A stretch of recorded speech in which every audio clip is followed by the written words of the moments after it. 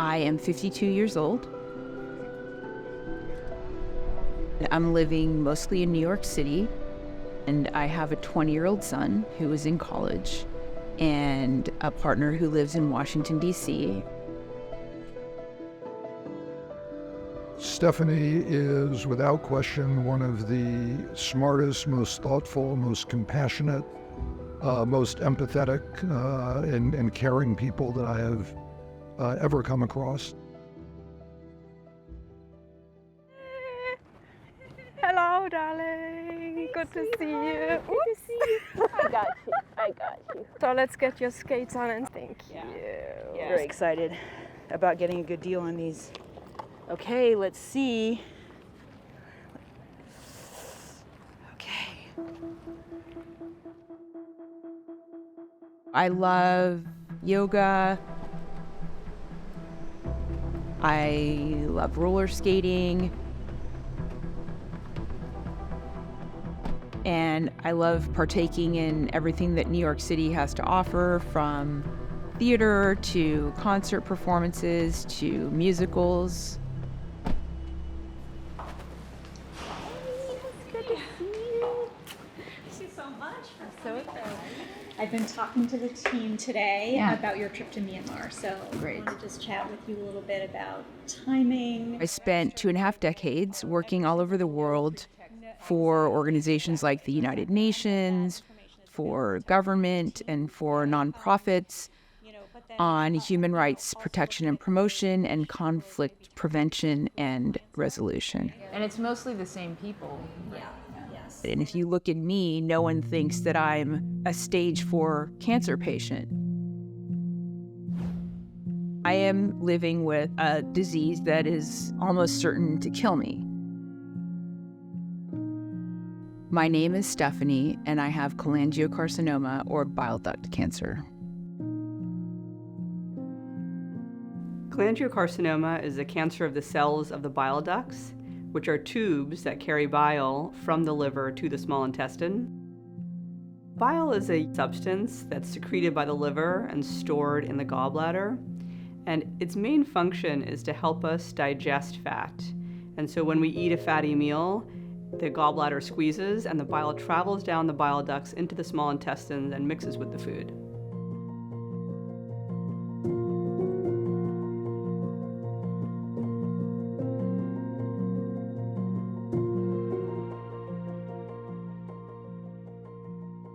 Cholangiocarcinoma is an uncommon cancer, and there are about 8,000 cases in the United States per year, and that compares to more than 100,000 cases of colon cancer per year and more than 200,000 cases of lung cancer per year.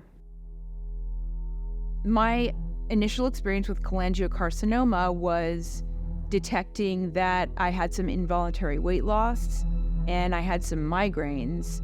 And this led me to go get a blood test in December 2020. The blood test showed elevated liver enzymes, but nothing too alarming. And then in February, I noticed on a trip to Vermont that I had itching, like skin itching, and darkened urine. And so I called telehealth, and they immediately sent me to go get a scan at a local sort of mountain clinic. And that scan showed some tumors on my liver, and that was sort of the beginning of the cholangiocarcinoma journey. People can have bloating, abdominal discomfort. Sometimes people can have abdominal pain, some weight loss, nausea. Some patients do have yellowing of the skin or yellowing of their eyes, called jaundice, or itchy skin. She had been facing a number of medical issues that we couldn't quite figure out, and she was going through a whole series of tests, poking and prodding and taking pictures of various parts of her body. The radiologist actually noted that there were lesions on my liver, which they pronounced were consistent with cancer, and then the phrase likely cholangiocarcinoma. And I had never heard of cholangiocarcinoma. That's the first time I saw it. I had been hoping for something wrong with my gallbladder that could easily be taken out. And of course, like everyone, I went down the Google rabbit hole and I learned that the prognosis for this disease is very poor and, the seriousness of the disease at that point. So cancer affects not only the individual, but obviously a whole community. And that's all of your loved ones. And it's particularly difficult for me and my son because he's one of my favorite people in the world. And I just immediately thought of all the milestones in his life that I might miss. And breaking the news to him was very difficult. It was devastating. There are big parts of me that are in absolute denial about what the world will look like without Stephanie in it. So it has been, it has been a roller coaster ride.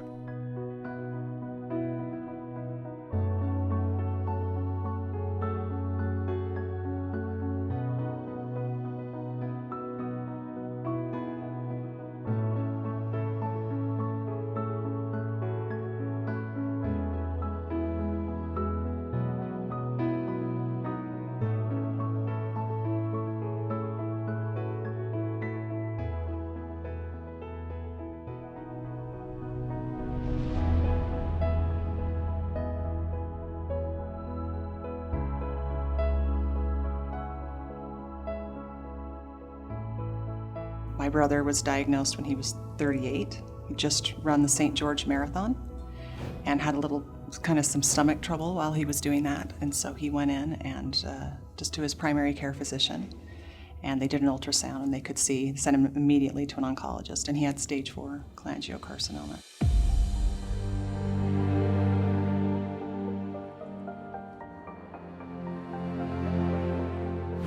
I went home and just started, Googling. And this is back in 2005. There was nothing, not one thing. A couple of small, short articles, publications in PubMed. And, I looked at those and I just started reaching out to the names on the bottom, the researchers, and, just trying to find some hope for him. But there was just nothing happening.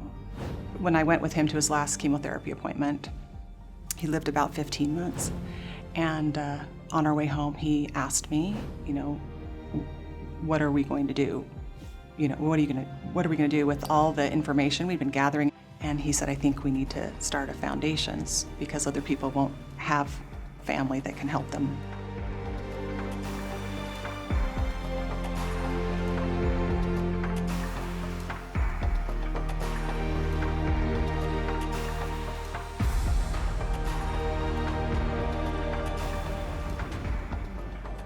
Cholangiocarcinoma Foundation's mission is to help patients and to find a cure.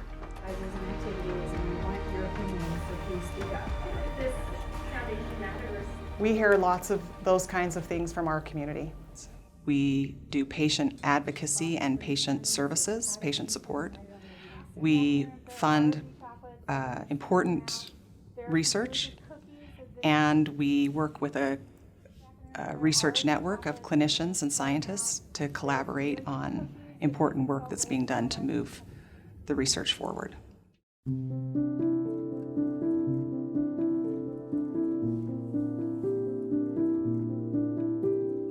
I went to my primary care doc for something totally different, and thank goodness he sent me for an ultrasound because he thought I might have gallstones. And the ultrasound revealed a large mass on my liver, and then they did a biopsy. Showed that it was malignant, but they didn't know for sure what the primary cancer was.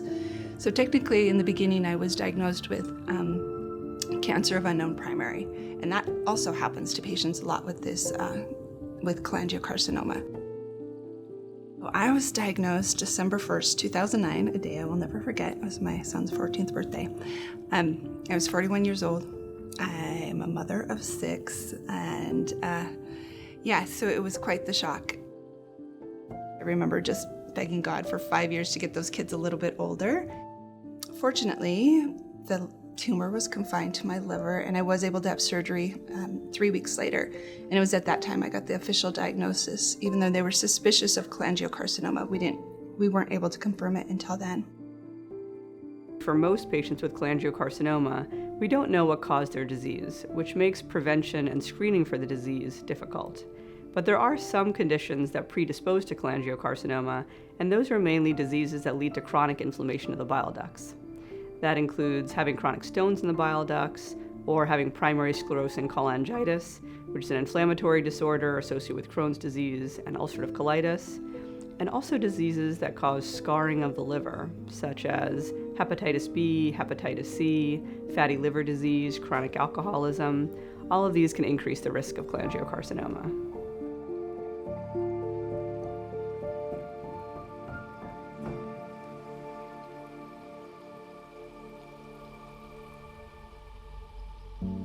The treatment of cholangiocarcinoma really depends on what stage we catch it at.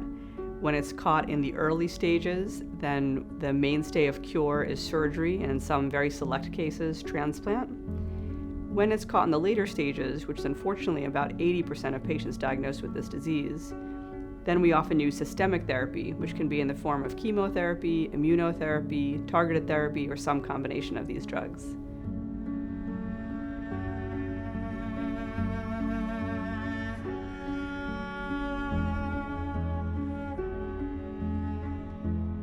With a stage 4 cholangiocarcinoma diagnosis, one wants to be acting as fast as possible.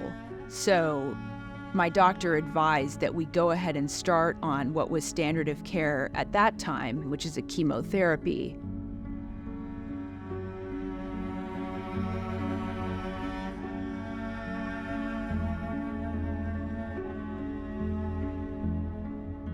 I was the 9th person to enter into this trial, the first with cholangiocarcinoma and the first one to have a response.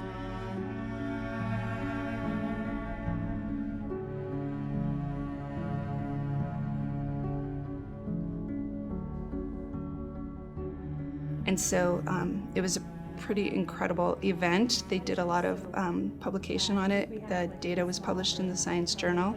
The New York Times and Wall Street Journal called my family. We did interviews, and those stories went around the world. And within that first week, I received hundreds of phone calls from patients all over the world. They just wanted to have hope. And I went through that treatment twice, and then added on another treatment 3 years after my second T-cell therapy. And that's the last treatment I had, and that's been over 5.5 years ago. You know, for nearly a decade in cholangiocarcinoma, all we had was chemotherapy. We did not have additional options. And really, over the last couple of years, we've started to get FDA approvals for drugs for patients to have more options for them. So the first approval was in 2020, and since then, there have been 5 drugs approved for the treatment of cholangiocarcinoma. The one thing cholangiocarcinoma has going for us is we have a lot of mutations for a GI cancer. So those mutations are able to be targeted by certain drugs.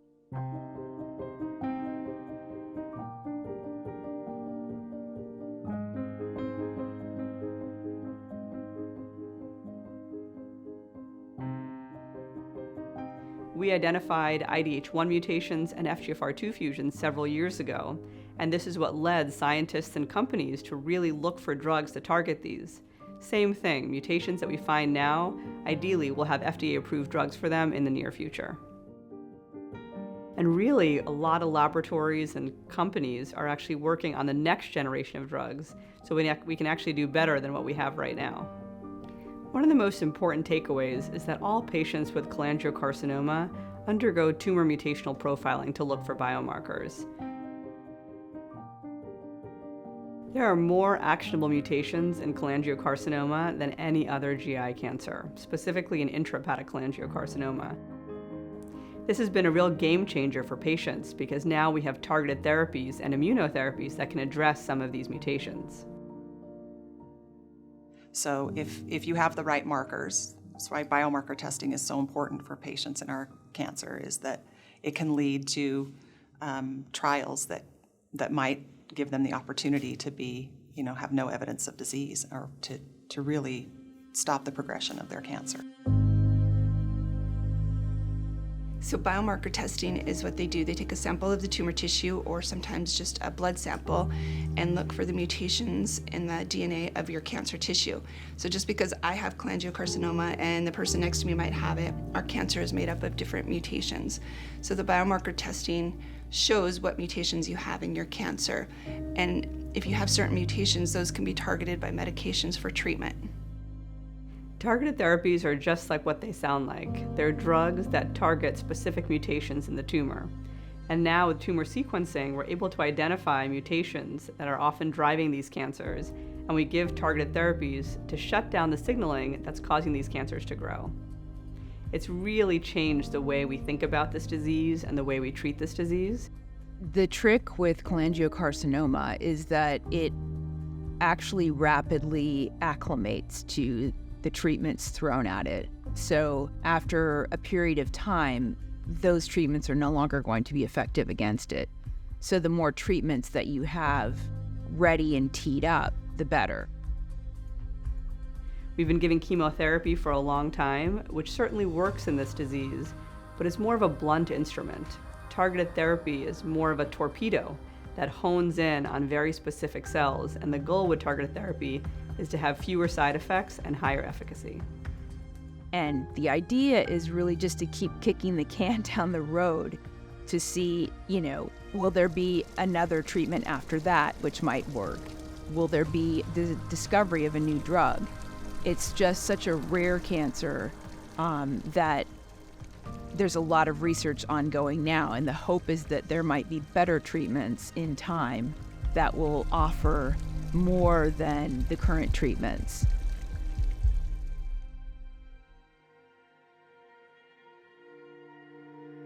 Stephanie has struggled and gone through all sorts of different emotional and psychological and spiritual cycles herself, and coming to grips with what this disease means, what mortality is all about, and what life is all about. I mean, I think she has come out, in an amazing place that has led her to embrace the richness and the tapestry of life and all it has to offer. I have a vigorous yoga practice, and it's really a blessing.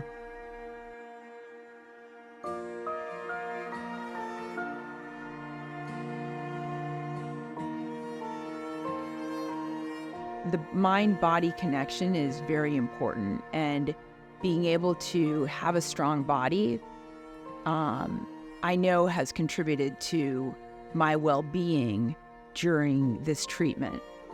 My doctor says that I'm one of his best patients, and every time he sees me, he's kind of in awe of my energy and how well I seem to be doing. And I ascribe all of that to my yoga practice. I think when you go through something like this, that really makes you rethink your life, it helps you clarify what it is that you want to do and how you're going to go about doing it. And I just admire the patients so much who don't shrink from something this big, but who really step up and want to help others, even when they're battling their own private battle. Within my control is my attitude and how I see it. And if I were to sit here and say, why me? And I think the question really is, why not me? And if I get the chance to plan the way that I'm living up until I die, because we're only dying for a short period of time. Ultimately, death is about living. Well, then I think that that's something that is under my control, and it's a way that I can find meaning in this whole disease. There you go. There's this white pigeon in particular that just comes and sits. This one right here. And she lets me open the window almost fully and put the food out, and then she has to battle for her position, because then all these other guys come. I guess they're competing between this and like people's left pizza on the street or in the trash. But it's kind of a nice little distraction. Yeah, you guys aren't getting any more. That is who Stephanie is. When she's faced with a challenge, when she's faced with an opportunity, when she's faced with a situation, she throws herself in fully, wholly, and 100%.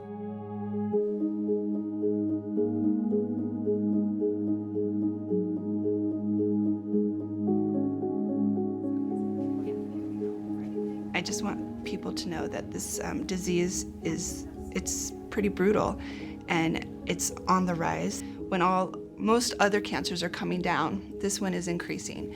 So I just want awareness of this cancer, and so that we can get funding to do more research and to have more long-term survivors like me.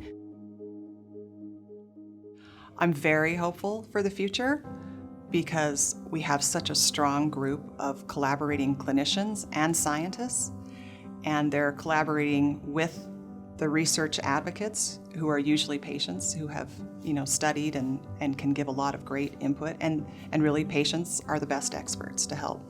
There are efforts in early detection to try to develop blood tests to be able to identify the cancer early, because ideally if we can detect it early, we can cure it. And a bulk of the research is for patients who have advanced disease, and there's a lot of efforts to develop targeted therapies, immunotherapies, novel chemotherapies to address this disease. If we're able to identify mutations, we can ideally find more precise drugs that have better efficacy and fewer side effects. Also, profiling allows us to drive drug discovery. The message that I would most like to impart is that the average lifespan is about 4,000 weeks, and we sleep for about 1/3 of that. So if we're looking at even just 3,000 weeks of time, let's use those weeks. Let's use that to do all the things in life that we find most meaningful. And don't wait to send that email, make that phone call, change that career, downsize to a level of consumption that allows us to perhaps travel more, whatever that is. What are you waiting for? Now is the time. And in the end, it's really love and connection that matters most overall.